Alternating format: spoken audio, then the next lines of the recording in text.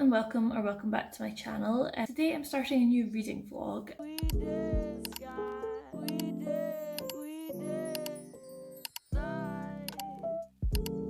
If you saw the last reading vlog on my channel, it did not go particularly well. So I was reading all of the books from my physical TBR that I was expecting to love, and yet, spoiler, I only really liked one out of the 4 of them, so it was not the most successful. And I think the reason for that is because I've owned a lot of those books for a very long time and my reading taste has changed. So I kind of now wanted to do a reading vlog where I pick up some of the books that I'm most excited to get to that I didn't own. It's also sort of an excuse to buy some new books. I made a summer TBR video sort of at the start of June where I talked about 9 books that I really wanted to read this summer. And so far I've only read 2 of them, and it's sort of mid-July. So I really want to prioritise getting to them because it was a list of books that I was very excited to read. I've just not picked some of them up. So that's my plan for this video. The ones that I've read so far off of that list are The Trees by Percival Everett. Wow, that's really shiny. And I also just finished A Room with a View by Ed Forster. So I want to continue this by picking up the 3 that I'm most excited for off of the TBR. And I had to buy all of these because I didn't own them. I was going to wait till my birthday. My birthday's at the start of August. I didn't because I just thought I really want to get to these books. I've not been having the best reading time. I was starting to get into a bit of a slump, so I want to pick up some books that I'm excited for. So I just bought them, and I'm sure I'll get money for my birthday. I can, put money towards it. It's just fine. So 2 out of the 3 have arrived. Annoyingly, the one that I was going to start with is not arrived yet. I think it's arriving later today, so I'll just hold off and start with that one. That one is You Dreamed of Empires by Alvaro Enrigue. I've talked about this book quite a lot because I read Sudden Death by Alvaro Enrique when it first came out, maybe 7 years ago, and it was about a tennis match between Caravaggio and Hernan Cortes, and it was really interesting and unlike any book I've ever read, basically. This book is about Montezuma and the last Aztec court and Hernan Cortes and the conquistadors arriving into Mexico. So it's kind of similar themes because in Sudden Death, when he was talking about Hernan Cortes, there was a lot about him sort of arriving to America. So I'm really interested to see how this one goes. I've read a review that said this was like the Green Wing, but in Mexico. So I'm like, is it going to be really political? I'm not sure. I know that Sarah over at Hardcover Hearts read this one and really, really enjoyed it. She said it was like really different from anything she's ever read, so I'm really excited for it. So that's what I'm going to start with. But it's not right. And then the other 2 that I bought, this one has been on my radar for so long, and this is why I finally put it in a TBR video, because I was like, I just want to read this book.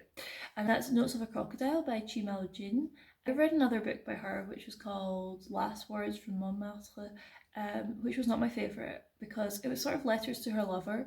You got no real insight into their relationship. It was just a lot of love letters. And this one is set in the post-martial law era of late 1980s Taipei. And it's sort of about her life at university. I believe that a crocodile in Taiwan is someone that doesn't really fit in. I'm interested to see what this one's about. I don't think I've read any Taiwanese literature. It has been on my radar for so long. This is a very nice NYRB edition. This is translated from the Chinese by Bonnie Huie. And it's very short. It's about 250 pages, so excited for that one. And then another author that I have read from before is Clarice Lispector. I read The Hour of the Star and I thought it was okay, but it was very, very, very short. It was under 100 pages. So I picked up Near to the Wild Heart by Clarice Lispector, which is a bit longer. It's almost 200 pages. I just really, really want to love Lispector. Everyone loves her. I know that Nathan from Nathan's Nook really enjoys her writing. Bibliosophie, she talks about her all the time. I want to be part of the fun, but I just did not fall in love with The Hour of the Star. So this, as I say, it's her first novel. I am a little bit nervous about this one, just because I don't really know what to expect. I don't really know what it's about, so I'll just quickly read a couple of sentences from the blurb. So it says, it tells the story of Joanna from her wild creative childhood as the little egg who writes poems for her father through her marriage to the faithless Ottavio and on to her decision to make her own way in the world. Okay, so I think this is maybe semi-autobiographical. So yeah, these are my 3 books. As I say, it is Thursday. I don't really have any plans for the weekend. We just moved house. a couple of weeks ago, so we still sort of have stuff to sort there. The weather has been truly, truly terrible. Like, no joke, it has rained every day for the last like 2 weeks. So I really want to go outside and do some stuff, but it's just pretty miserable walking about in the rain. So yeah, we'll see how it goes. But yes, I am going to start Your Dreamed of Empires later on today, and I will keep you posted.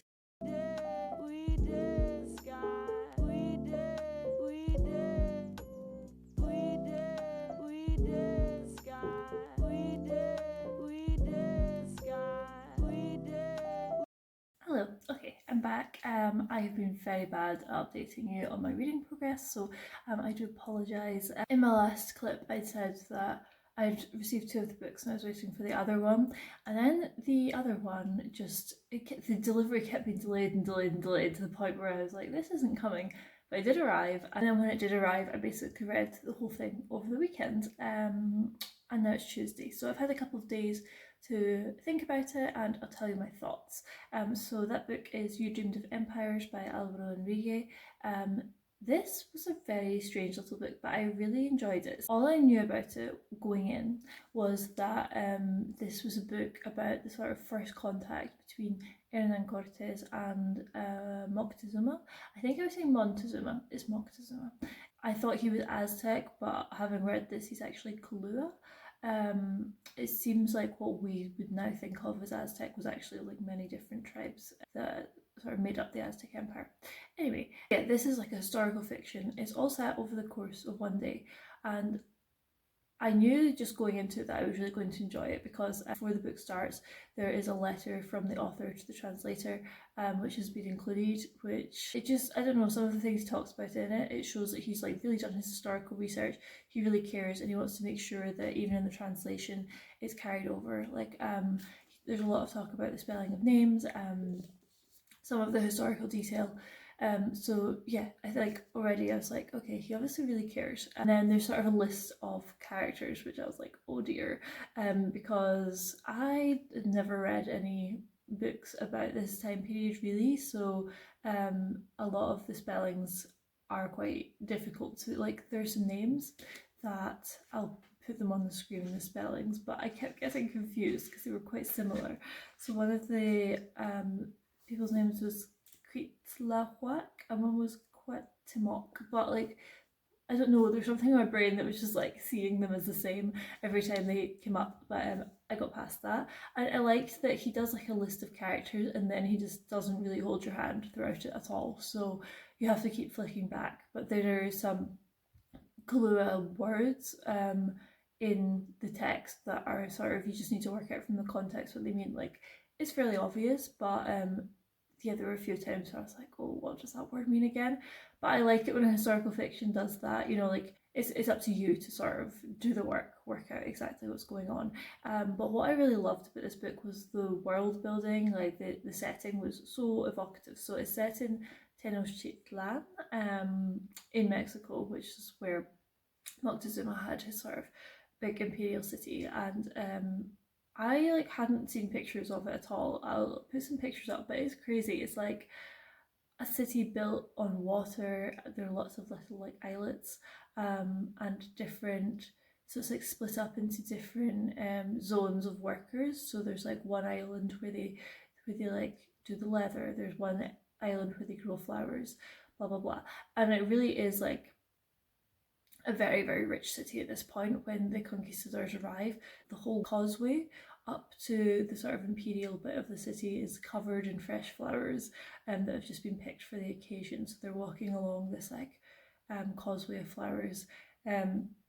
Moctezuma's, like, there's a lot of discussion of their outfits. All of the Aztec lords are like laughing at the Spaniards' outfits because they're like, oh, they're so basic, and they're like in these massive robes with feathers on them and big plumed hats. So yeah, I just like, it really was very evocative. And obviously if you know much about the history of the conquistadors, just like the founding of America or whatever, it doesn't end well. Like, you kind of know what the history is going into it, but that's not really what this is about. It's set over the course of one day, and at the start you have like the conquistadors have been taken by Moctezuma to one of his wife's palace, and just sort of left there, and they're going to have a meeting with them later on, but they don't really know what's going on. They're sort of in limbo. They're like a little bit concerned for their safety, but they're like, man, it's probably going to be fine. So throughout this, Moctezuma is now like, he's been taking a lot of hallucinogenics. He does not seem very okay, to be honest. He's spending a lot of time just lying in bed. So you see it from his perspective and the conquistador's perspective, and it's leading up to this meeting that they're going to have with him in the evening. So it's told from a lot of different people's perspectives. You're kind of trying to work out exactly like what's going on in Moctezuma's head, what's going on in Cortez's head. Moctezuma is really obsessed by horses because they didn't have horses in the Americas before the conquistadors arrived. He's like calling them like domesticated deer. He's like, I really want the deer.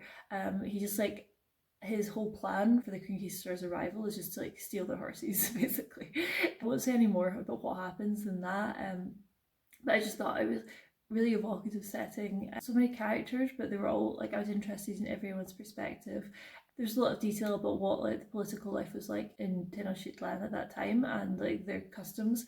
There's a lot of sacrificial killings, but yeah, I really enjoyed it. I thought that the writing was really beautiful as well. I like tabbed quite a few bits that I really liked, and yeah, I would really highly recommend this one. It's only about 200 pages, and yeah, it was a joy to read. Then I've started Near to the Wild Heart by Clarice Lispector. This I'm really enjoying so far. I said that I thought that this one was going to be more like of a linear narrative, and Biblio Sophie had commented, being like, I don't think so, and yeah, she was right. It's definitely not a linear narrative or a straightforward narrative, but so far I'm really enjoying this. Like, this is what I wanted from Clarice Lispector. I don't know why I just didn't connect to Hour of the Star. So this is about a young woman called Joanna. She is now married, and it seems like there are sort of two narrative threads. So she is married and her husband is away, and she's sort of in the house reflecting back on her life as a young girl with her father, and then once her father dies, she goes to stay with her aunt and uncle, and then it seems like she's going to go to boarding school. You know, it's not really about the plot, but it's very much her internal monologue of this time, her thoughts. She wants to be free, she wants to be original. Yeah, the way that Clarice Lispector phrases things, or just the things that she writes about, I'm like, whoa, that thought has never crossed my mind, but like, I understand. Yeah, again, like already I've like tabbed so many little bits of it. I'm just really enjoying the writing. I think this could be another success. So it's all going very well so far. I will check in once I finish this. It's very short, it's only about 190 pages and I've read about 65. So yeah, I think I should probably finish it in the next couple of days. Yeah, as I said, it's Tuesday. I don't really have any exciting plans for the week, and I basically did not nothing, but I didn't do very much at the weekend. The weather has been so bad. Like, I tried to take footage of the rain last night. It's been crazy. Like, I cycled to work yesterday, and yeah, I got very wet on the way home. Fortunately, it wasn't as heavy as this when I was cycling home. So yeah, I think the weather's meant to be pretty crap the rest of the week. So yeah, I'll probably be doing quite a lot of reading. I'll check in soon.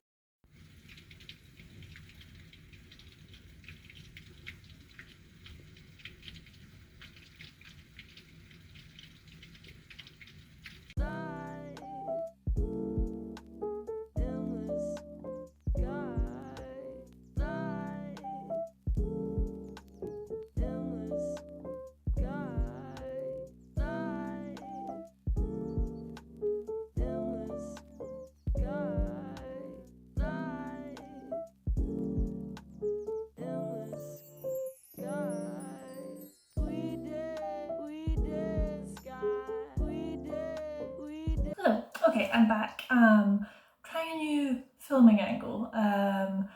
It's very gloomy outside, and the light in the kitchen is like a strip light. I don't know what they were thinking when they put it in. It's so bright, but yeah, I'm trying the lighting out in here. Anyway, it's now Saturday morning, and yeah, it's not been the most exciting week. The weather's still been not amazing. However, it is the first raspberries of the season that I managed to pick. I like normally try and go on a walk at lunchtime, and there's like a massive raspberry bush on the walk that I go on, and this is the first week where there's been raspberries, so this is very exciting. Also, I've been doing some more reading, so I will update you on that. So I finished Near to the Wild Heart by Clarice Lispector, and yeah, I love this book so much. Like, look at all of the tabs I put in it. I'm so happy because, yeah, I thought that Clarice Lispector was just not an author for me, but I think she is. And obviously this is her first novel that she wrote, so I think I'd be tempted to read them in the order that she wrote them now that I've sort of restarted with the first one, and then I would reread Hour of the Star, which I've already read, when I get to it. I think the thing with Clarice Lispector is there's very much no plot in her books. Like, even though this one is sort of tracking a woman's journey throughout her life up until the point where she's married, that's not really the point in the book. And I think, like, if you read the blurb on the back of it, it makes it sound like it's a sort of coming of age narrative, a person finding themselves, which it is, but like not in the plotty sense at all. Like, this is very much an interior monologue. She's trying to get to the roots of things in a way that I've just never seen done. So the second I finished reading this book, I went onto YouTube to have a look and see if I could find any reviews of it. And what popped up first was a video that Nathan and Sophie did. I'll link it below, maybe like 6 months ago, where they were discussing all of Clarice Lispector's books. Which is a really good video if you want to know where to start, because they both have different recommendations. And Nathan was saying that when he first read Clarice Lispector, he was like, what is this woman? Is she a witch? And that's exactly what I felt like. Not that she's a witch, but some of the ideas that she's unpicking, I'm like, wow, I've literally never thought that. But in another sense, like, it's very true. It's very strange experience for me. But I guess some of the main ideas she's tackling in this book is sort of, what is reality? Can you, by imagining something, will it into being? And is there any difference between something existing in reality and existing in your imagination? And what's more important? I'm not sure if that makes a lot of sense, but it made sense in the book. And then there's a lot about how much can you ever really know a person? Are you getting to know their exterior or their interior? So, for example, she writes, she had no history, Joanna slowly realised. Because if things happened to her, they were not her and did not mix with her true existence. So yeah, it's like sort of suggesting that the only thing that matters is your inner monologue, and that the external world can't really influence you. You are your own, like, innate being without any external influences. It's definitely like a very, very thinky book, but yeah, I really, really loved it. And yeah, as I say, I might go through them in chronological order, but if not, the one that Nathan and Sophie were saying was good to start with is Agua Viva. They were saying it's sort of like her artist statement. And it really distills all of her ideas. It's very much like no plot, just vibes, which I'd say this one is as well, to a certain extent. So yeah, I'm not sure what one comes next chronologically. There's no thing in this book that gives you a list, but yeah, either the next one chronologically or Agua Viva. And then I picked up Notes of a Crocodile, and about 100 pages through it. It's quite a short book. It's only like 240, 50 pages. And yeah, I'm enjoying this one so far. It's definitely interesting. So this is like told as if it's notebooks. So there are 8 different notebooks, and it's sort of tracking this university student's experience in the world. At the start of the book, she meets this girl that she knew from high school in her Chinese literature course, and they sort of start a relationship, but like, again, like the Clarice Lispector is quite introspective, so you sort of get what's happening, but so keeps splitting up with this girl, but you're not really understanding why. It seems like she's kind of obsessed with her, but then at the same time she's scared of the relationship, so she splits up with her. She's now sort of met a guy who is gay, and he's sort of dealing with that. So it's definitely about queer identity in Taiwan in the 80s and 90s. This book was written in 1994, and I think the first notebook is like 1991, so yeah, it's definitely very like recent. I think Miaojin was quite young when she wrote this, and I'm definitely liking it a lot more than Last Words from Montmartre. Like, I think you're getting a better sense of details of her life. There's also another thread running through this where they're very much talking about crocodiles. Like the crocodile is a character in some of the diary entries, and it'll be like the crocodile went to the shop and he really liked cream puffs and he bought a cream puff. But in this narrative, nobody knows that he's a crocodile, he's wearing a human suit. So I think it's meant to be a metaphor for being queer in Taiwan. Like, you can exist as long as you cover up your true identity, and there are still points where people start to suspect that he may be a crocodile, so that's really interesting. I don't think I've ever seen anything done quite like that. So yeah, I'm really enjoying. I think it's hard to follow a Clarice Lispector. Like, the writing is very nice in this, but it's just not as beautiful as Clarice, so yeah, bit tricky. So yeah, it's Saturday morning. The weather, fingers crossed, is meant to be a bit nicer for this weekend, and yeah, we now have a back garden that has grass that we need to cut, which is something that I like. I've never had a lawnmower. I've always lived in flats, or like our last house, our landlord cut our grass for us. So we don't own a lawnmower, so I think we need to go and buy one. We also don't have a shed to put a lawnmower in, so we're thinking maybe we should just get a strimmer. But what's really annoying is that we pay a factor's fee for the whole, they like do the communal grass and the whole estate, but there's no boundary line between the communal grass and our grass, so they have like cut the grass right up to the edge of our garden and just left our grass really long, which was like, oh come on, you could have just cut our grass. Anyway, so yeah, we need to go and buy a lawnmower / trimmer today, and I might see if I can pop into the Waterstones in Inverness. It's not the best Waterstones, but yeah, my birthday is coming up, so I'm like, maybe Scott will buy me a few books, we'll see. I will keep you updated when I have finished Notes of a Crocodile.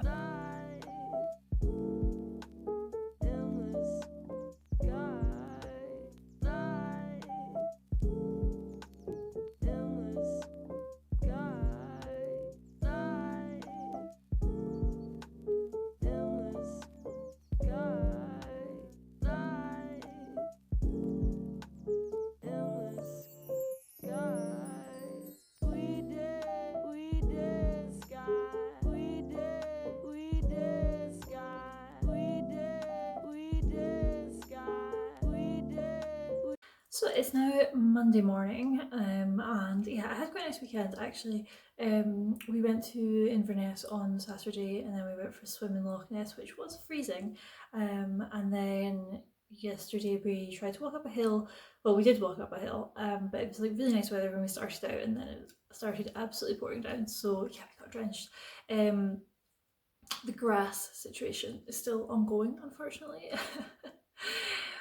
The problem is we don't have a shed to keep a lawnmower in, so we bought like a manual lawnmower, like one that you just push, but the grass is far too long for that, so we spent like 2 hours trying to use that on Saturday, and then on Sunday we had to go and buy a strimmer, but even that then the grass is still like so thick and long that it just does not want to strim, so it looks ridiculous. Everyone else in the like estate that we live in has got perfect grass, and it's just starting to really annoy me because I have never wanted to deal with grass. Yeah, I've never had any interest in gardening grass. I do not want to be mowing my lawn. And the fact that we've now spent like £150 on grass cutting materials this weekend and the grass is still not cut, I'm just having a mild breakdown about it. So we'll see. We'll see if we can get it under control. I think we just need to get it like short enough the first time and then just try and keep it under control. But yeah, it's upsetting me. And I have finished Notes of a Crocodile, so I will quickly talk to you about my sort of final thoughts about that. So I did really like this book. As I mentioned at the start of the video, I had read another book by this author, Last Words from Montmartre, which she wrote just before she committed suicide. So she committed suicide in 1995, and when she was 26, and this was written in 1991. So yeah, it's not like, I guess it's not that like long before she committed suicide. And I guess you sort of get the sense of that in this book. She talks about like having suicide attempt. It's definitely like, I don't think this is fiction, or if it is, it's like definitely very autobiographical, because Last Words from Montmartre was like letters to her lover back in Taiwan. And this book kind of does feel like a precursor to that. Like she has a couple of romantic relationships with women in it. She's like very she's really struggling to come to terms with her sexuality. And that's very sad because you know at a point she's trying to date men just because she doesn't feel like being a lesbian is an option. And she's pushing the people that do care for her in her life away from her because of that. So it's definitely very sad and reflective. I think where I like this book a bit less than the other two is just I don't find it as like relatable to me. I think most people can sort of relate to maybe not feeling like they fit in at certain points in their life. As a character, she has a lot of very like self-destructive tendencies. So she at one point she's living with a woman as a roommate, and she's become really obsessed with this woman, and she will wake up in the morning before the woman gets up and sit waiting for her to see if she comes to knock on her door. Then as soon as the woman goes out for work, she will sleep all day long, and then she will just drink all night.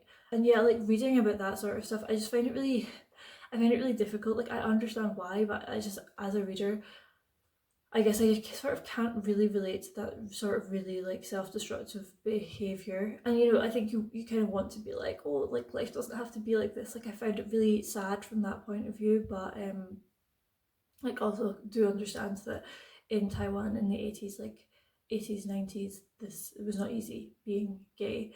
And there are other characters in the book that are gay or lesbian, and they seem to be having an easier time of it than our main character, and that also seems to be like she sort of holds that against him. So there's a woman that she's dating at one point, and then she finds out later on that the woman has like she dumped this woman, and then she finds out later on that the woman's got in another relationship with a woman, and that really upsets her. Like she was like, oh, I wish it was a man, because then at least she's fitting in with society, and the only reason like we couldn't work out was because I was a woman, and you know it's like a gay relationship. Whereas the fact that she's now with another woman, she's like, oh, how has she found it so easy to like go after what she wants and somehow still fit in with society? So it was really like sad from that point of view. But yeah, I'd say that like out of the 3 books I've read in this video, this has probably been my least favourite, but I did still really enjoy it. But I would say on the whole that this has been a very, very successful video. Like this book I did really like, and then these 2 books I absolutely loved. Like Near to the Wild Heart and You Dreamed of Empires are probably both like 5-star reads. I don't really star rate my books, but if I were to, these were both excellent books.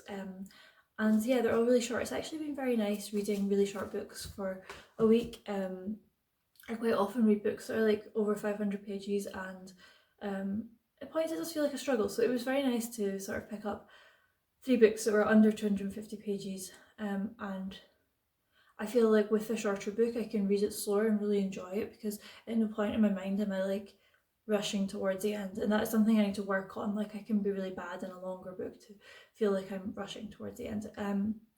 I would say that all 3 of these books were translated very, very well. I think especially the Clarice Lispector, because from what I've heard in the Portuguese, her writing is like very different from any other writer in Portuguese. She's got a very unique writing style. So to be able to put that into an English that, well, for one makes sense, but also reads really beautifully and really gets across, well, I assume, the original message, I think is very, very impressive. So yeah, I'd say that all 3 of these books were great translations, and all 3 of them were translated by women. This one was translated by Alison Entrekin, this one was translated by Bonnie Huie, and then this one was translated by Natasha Wimmer. So if you're looking for great women in translation books, I mean obviously this one's written by a man, but all 3 translators are women. Would highly recommend all of them. So yeah, I really hope you've enjoyed this video. Please do subscribe if you'd like to see more. I'm planning to do quite a lot of reading vlogs. I'm really enjoying documenting sort of a week in my life. So yeah, I hope to continue with that.